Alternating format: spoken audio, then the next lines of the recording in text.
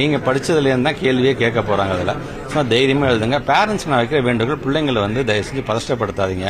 உடனடியாக மாற்றம் நேலேருந்து அவன் தூங்காமல் படிக்கணும் அப்படிலாம் சொல்லாமல் அவருக்கான டைமை கொடுங்க. ஏன்னா இன்றைக்கி இருக்கிற பசங்களை பொறுத்தவரைக்கும் ரொம்ப ரொம்ப ரொம்ப ரொம்ப அவங்க வந்து வெல் இன்ஃபார்ம்டாக இருக்கிறாங்க. எப்படி தங்களை தயார்படுத்திங்கன்னு அவங்களுக்கு தெரியும். நீங்கள் பக்கத்தில் இருந்துட்டு சப்போர்ட்டாக தான் இருக்கணுமே தவிர நீங்கள் கொடுக்குற டென்ஷனில் நீங்கள் கொடுக்குற ஒரு டார்ச்சரில் அந்த பிள்ளைங்களுக்கு வந்து மன உளைச்சல் வந்துடக்கூடாது. ஸோ ஃபிசிக்கலி அண்ட் மென்டலி எங்கள் ஸ்டூடெண்ட்ஸ் வந்து நீங்கள் வந்து ஹாப்பியாக நீங்கள் வச்சுக்கணும். ஸோ அஸ் அ பேரண்ட்ஸ் சப்போர்ட்டாக இருங்க, ஒரு ஃப்ரெண்டாக இருங்க அந்த பிள்ளைங்களுக்கு. சார், மார்ச் மாதம் கிட்டத்தட்ட ஒரு 2ஆம் தேதியிலிருந்து 26 வரைக்கும் +2வும் அதே போல ஏப்ரல் 6 வரைக்கும் 10த்தும் இருக்கு. ஸோ இந்த டைம் வந்து நிறைய கேப் கிடைக்குதா சார்? மாணவர்கள் எப்படி ப்ரிப்பேர் பண்ணிக்கலாம்? நிறைய இருக்கு. ஆக்சுவலி இப்போ நான் சொன்ன மாதிரி இந்த அடுத்த ரிவிஷன் எக்ஸாமுக்கு தங்களை தயார்படுத்திடுவாங்க பிள்ளைங்களை பொறுத்த வரைக்கும். அனதர் திங் வந்து ஒவ்வொரு எக்ஸாமுக்கும் பார்த்தீங்கன்னா 3 to 4 days, சம்டைம்ஸ் 5 days கூட லீவ் கொடுக்குற அளவுக்குலாம் வந்து சில எக்ஸாம்ஸ்லாம் இருக்குது, மெயின் எக்ஸாம்ஸ் முதற்கொண்டு. ஸோ அது 5 நாள் இருக்கு அப்போ படிச்சுக்கலான்ட்டு இல்லாமல் குழந்தைங்க ரிவிஷன் எக்ஸாமில் உங்களை தயார்படுத்தி